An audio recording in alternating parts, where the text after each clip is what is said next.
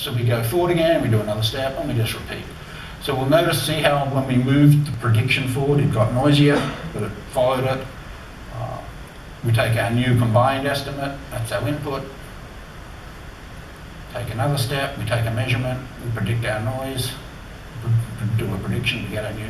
Now one thing you notice, that the new prediction is always, being taller basically means it's more accurate, right? Because you've squished it up, it's narrower, the standard deviation of that yellow is better.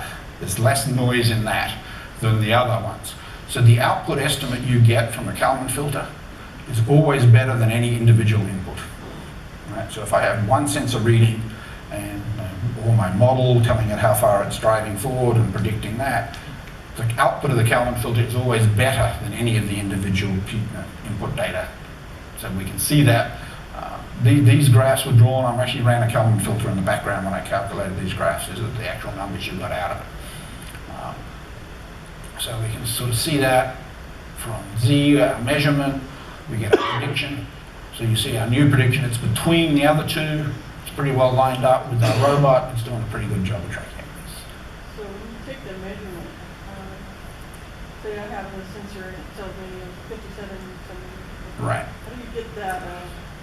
What you're giving it an R matrix. We'll talk about that, but there was the R matrix. If you remember back from the block diagram, when I said the sensors, there's an R. R characterizes what that randomness is going to be. So you have to characterize that at some point up front. So rinse and repeat a few more times, and that's how the algorithm kind of works. So I'm going to get a little technical now and get into some of the maths. We talked about state space models. That's the equation of a linear state space model, discrete linear state space model. UK, the green, that's just our state vector, right? Call it mu mean, right? It was mu and sigma were what were coming out of the algorithm. It's our input. The output from the last step, the input to the next step is that green mu. It's just the list of our current estimate, the mean of the standard of the probability distribution of our current estimate of the state. U is our commands, giving the equation the velocities. A, B, and C, that's the model. That's the magic bit, but they're just simple constant matrices.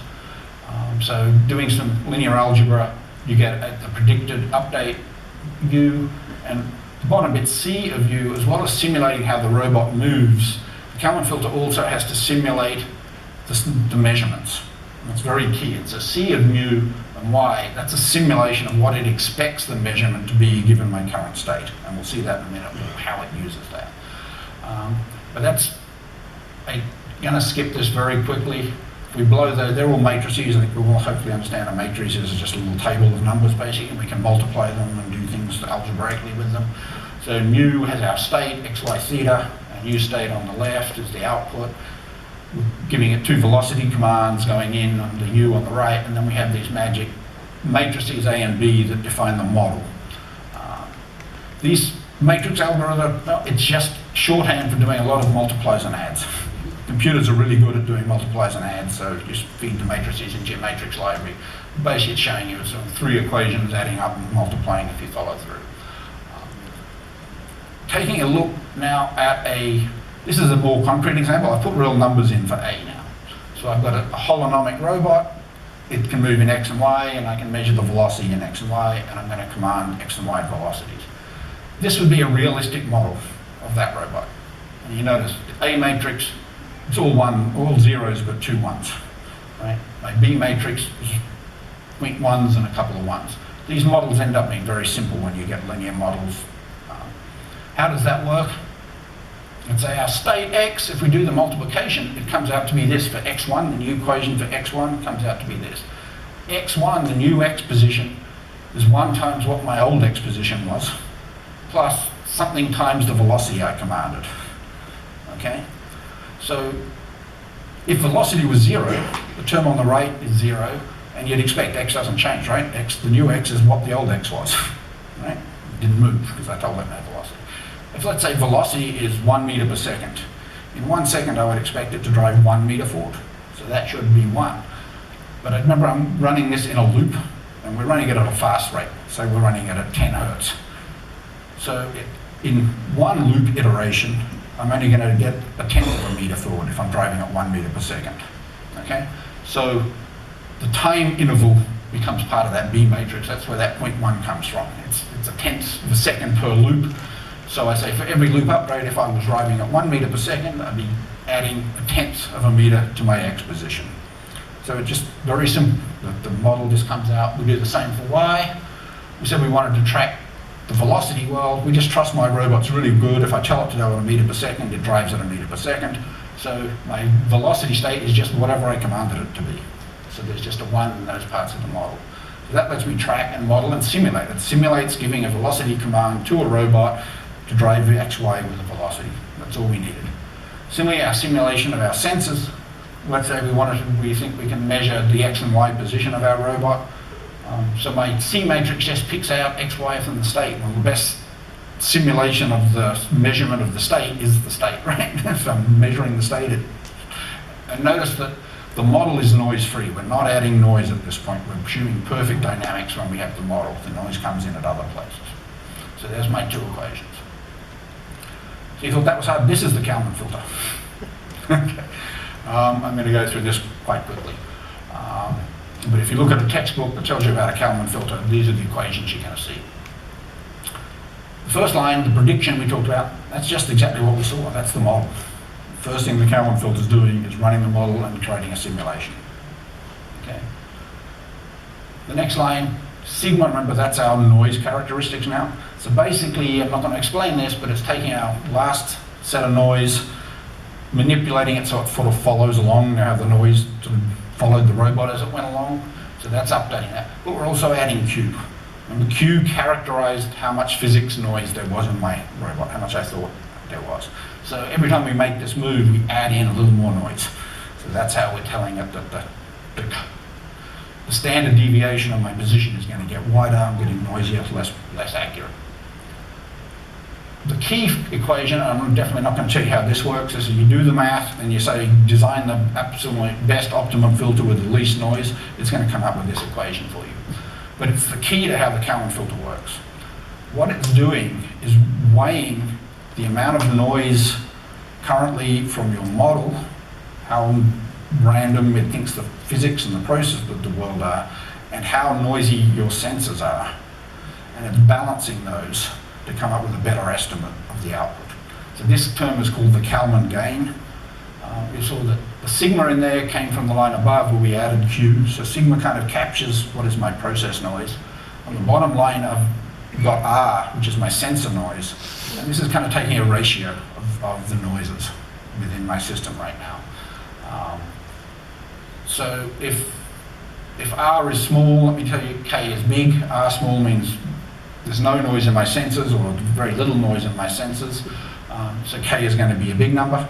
If R was big, saying I don't trust my sensors, they're pretty noisy, K is going to come out to be a small number. All we need to worry about there. This next step, this is our update step. So we're coming up with our final output. It's the prediction, mu K squiggle is the prediction. The Kalman gain, the bit on the right, ZK, that was our measurement. That's our real measurement we got from our sensor. Okay. C times mu K, remember the model? That was our simulated sensor reading. Right? That's what the model told us based on our current estimated state, what we should expect to get from the sensor. So we're taking the difference. What was my real world measurement? What did I predict the measurement should be? What's the difference? Right? It's kind of like an error term. How accurate am I currently? Do I match my sensors? Is my prediction telling me my prediction matches the sensors? So it's making a decision based on how big that error is, plus how much, based on K, how much we actually trust the sensors. Right? Because K, if we trusted our sensors, K is big, so we're going to use a lot of that error to correct our estimate. Just a quick question, are Q and R fixed, or can you update them You can based update on this equation here? You can, we'll talk a little bit about that, but most people and most ROS robots just come out with that. Generally, this is kind of it, and we'll plug in some numbers and use that always. But for example, your sensor, maybe you've got a sensor that's a long range distance, not very accurate, but up close it's really accurate. So you might say, well, what sort of readings am I typically getting? Am I far away or close? And you might actually change the value of R. If I'm getting long readings, you might add more noise in and make a bigger R, so it'll trust it less. Right? Similarly with the Q, the process noise, one trick that I've seen a lot of ROS robots do, if the robot stopped, it makes Q very small.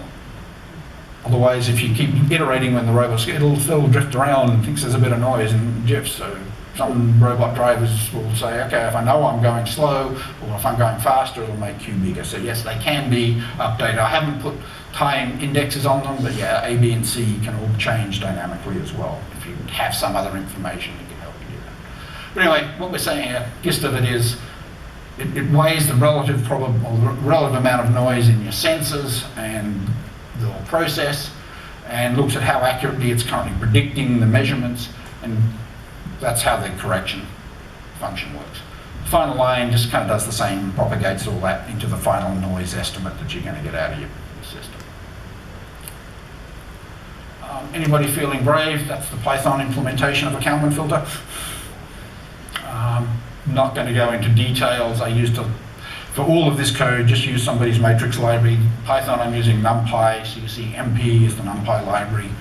Dot is, matrix multiplication is known as dot product, so you use the dot function to multiply matrices. So basically we're just running exactly the same equations through here.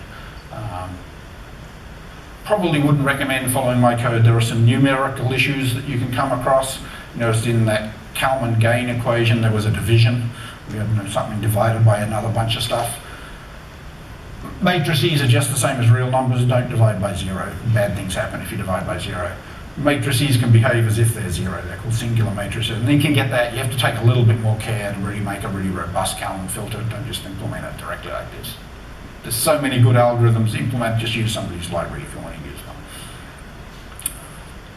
Okay, so we talked about tuning and adjusting the robot or the filter to get the best results out of it. So we said to tune it, it depends on Q, R, and sigma, the three. And this is Chris's question. Often we set them statically, but they can be updated on the fly if you have some reason to know that the noise is probably changing as we go. So mainly because sigma is actually calculated for you, it's an output. We don't have to worry about that too much. It's really controlled by how you characterize Q and R. Q, that's a little bit harder. That's the process, the physics. It's a little bit hard to get a guesstimate of or measure exactly how noisy my robot is. But Q plays two roles. It's modeling the noise in my actual robot, how random it is when it moves around. Whereas the model and simulation we're using is a linear approximation. It's not really a perfectly accurate model of what my physics and robot are doing. So there's unmodeled behavior the robot's going to have that doesn't find its way into the model. In general, what we do, the Q matrix kind of captures that level of uncertainty too. So it's sort of combining the mathematical simplicity of our model with the real physical uncertainty. So we have to somehow come up with some numbers. We can guesstimate it. We'll talk more about that going forward. Sensor noise, on the other hand, we should be able to test our sensors, right? I can set my rain sensor, TOF rain sensor at the wall 6 feet away, grab 100 readings from it and calculate the standard deviation and the mean of the data and plug that into my R matrix, right? And you can characterize and you should be able to come up with pretty accurate estimates of the noise characteristics of your sensors, standard statistics. We'll talk about it. The state noise, as I said, that's produced by the Kalman filter. But we do need to initialize it the first time, right? Because it's the input as well as the output. So the first time through the loop, it has to have some value in there. Doesn't really matter that much. The Kalman filter will converge. It will come down to a true value eventually. So you can generally take some guesses, plug them in the first time. Then you can drive them, test your algorithm, see what it's come up with, what it's converged to, and then take that and use it as feed it in for the next time. Use what it calculated when you tested it, and use that as the basis of starting your state estimate noise.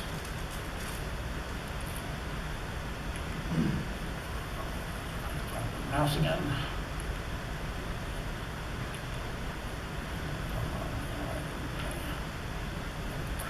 Okay, how do we calculate that? So you can take data and measure it. That's the formula you plug in. Any high school statistics textbook will tell you how to calculate the variance of a vector of variables. You take every value minus the mean of all the values, you square them and you add them up and divide them by the number of variables. That gives you the variance.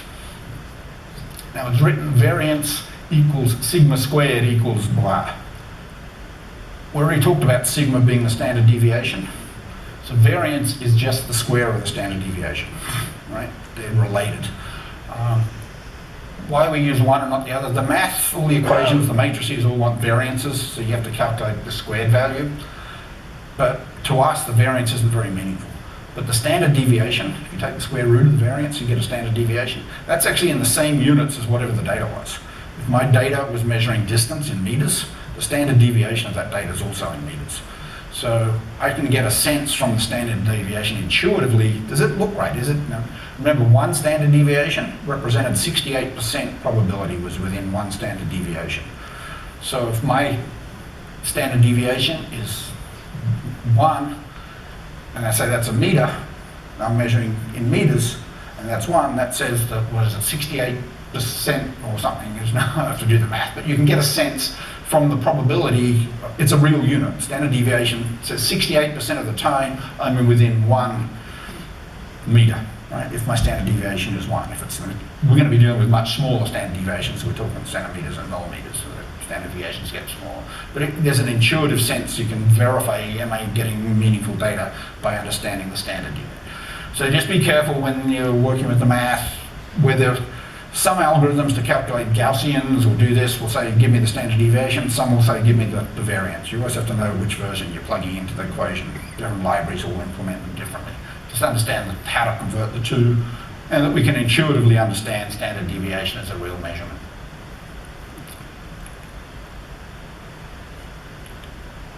And the other thing, covariance captures the whoops, forward, darn. I'm going to go back here, but covariance captures the relationship of two variables. Variables is just one measurement, how it bounces around and changes. When I have covariance, I've got two random variables that are interacting with each other. Okay, I'll skip the other slides, but it just gave you the formula for how to calculate that. What I've shown in the top there is the covariance matrix. We talked about R, Q, sigma being these covariance matrices. These are the magic functions, right? That's a little two-variable covariance matrix up the top there. The diagonal is just the variance of each variable. So we calculate, so 0.9 is the square root of my standard deviation 3 in X, and 0.95 is the square of the standard deviation 0.98. So you just put the variances of your variables on the diagonal.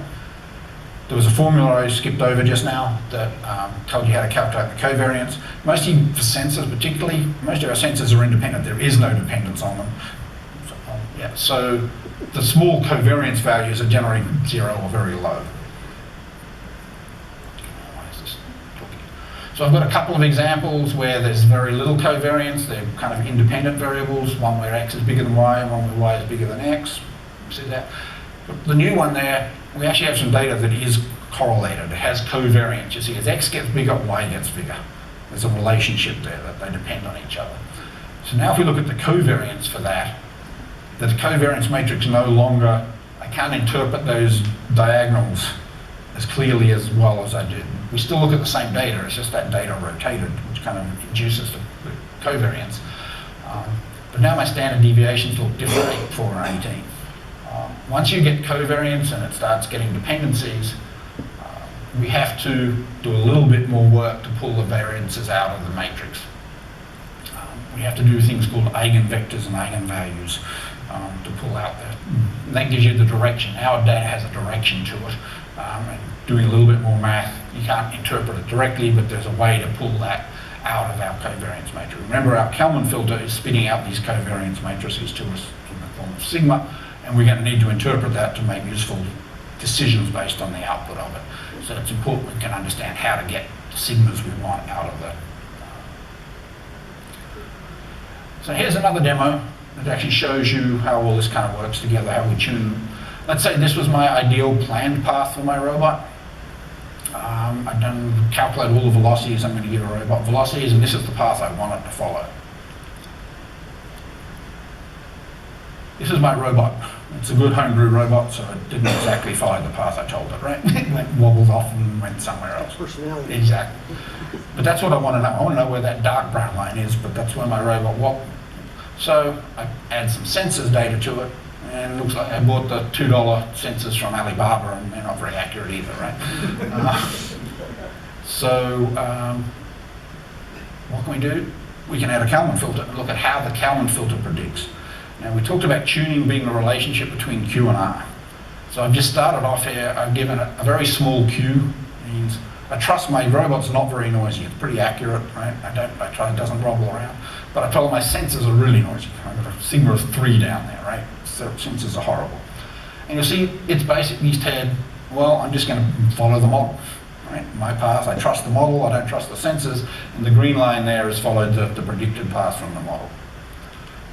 If we try a few different values of the tuning, you see it starts drifting away, it's still not very good. Still not very good. Keep going. If I go to the other extreme, I've told it R is very small, I trust my sensors are very good, but my model isn't very good anymore, I've got more noise in the model Q. Now it's tending to trust the sensors more. In the extreme, it just completely trusts the sensors and doesn't believe them, doesn't go anywhere. So the tuning is getting that right. And we look here, that's not a bad path there if we get those. How did I come up with those values? In this case, I cheated. They are the standard deviations I used in the random number generator that generated the data. So it shows that if you have perfect estimates of your noise, the Kalman filter does a really good job. Our job is to try to get that data, the Q and the R, tuned when we have to measure our real robots and things. Again, R, we should be able to get a pretty good estimate from the noise. Q's a little bit vaguer. But as I said, because we can understand what standard deviation is, I know if I drove my robot forward at a meter, maybe it's plus or minus 5 or 6 centimeters accurate. So that tells me I can calculate the standard deviation probability and sort of fill in a vague guess of how accurate the motion on the model of the robot is and come up with something. And then you might just have to test it, see if it works, make some fine adjustments to the estimates until you get an optimum result. So as well as that tells us how to put our input noise and get it so that the filter will generate stuff. Now let's look at understanding the output we get out of the Kalman filter. So if that was my path, I've plotted here a few points. The green path was based purely on the mean, which I said don't do, right? Don't use the green as your path, but we plotted it and showed you where it comes if you did. But now we're showing also what the covariance of that state estimate is telling us, the output we got there. So we're just looking at one variable here, and remember it's a matrix, it's got values for every different parameter, my x, y, my velocities. Let's just say we're just looking at what the x variance was here. My covariance matrix here came out with 0.12 sigma, right? So we also know that 2 standard deviations, so sigma is 1 standard deviation. We told before, we know 2 standard deviations is always 95%, right? We said that when we looked at our graph. If we're within 2 standard deviations, that tells us something's within 95% accurate. So these little dots are drawn at 0.24 units wide, because that's 2 standard deviations. So that shows me the estimates it gave me told me that each of those points, with 95% probability, my robot was in those yellow dots. Right? And you can see hardly ever was it actually at the mean. The mean wasn't the right answer. But virtually all of them, at least the brown line touched the yellow dot. There's 1 or 2 where it's right on the edge, 95%, that's 5 out of 100, it's going to be further away than that and worse than that. There's about 20 dots, so I'd expect maybe 1 of them to show me that it's outside. And there's a couple that are right on the border. So it works, and it's a pretty accurate way to look. But this is how we always have to think about what the output it gave me was a mu and a sigma. That's telling me there's some region or area that I can calculate a probability for the robot being in that space. The mean doesn't tell me anything. So I have to always interpret that what it's told me is there's a space at each point, there's a range of positions defined by the sigma of the standard deviation. But remember, sigma doesn't tell me anything. It's just the reference number. I can say what's 1 sigma, 2 sigma, 3 sigma, and I get a different probability however I multiply. The same sigma, the same noise, but it depends on how, I can say what's the interval that I'm interested in, and it'll give me a probability based on that. And we'll see that in a little bit more. Now that shows you how the Kalman filter does its trick. Here's another example. This is looking down on a table robot trying to grab something off the table. So we have a gripper in brown and we have some object we want to grab on the table. Put some measurements on there so we can do some math. Okay, my Kalman filter, I've driven up there using my Kalman filter and I'm parked in this location. Just ignore mu for now. We'll say, oh, it's perfect, right? We're 100% lined up. The mean is perfect. And I've got a standard deviation of 0.3, it's told me. That's how accurate it's telling me that position is. So would you drive forward and try to grab that object off the table?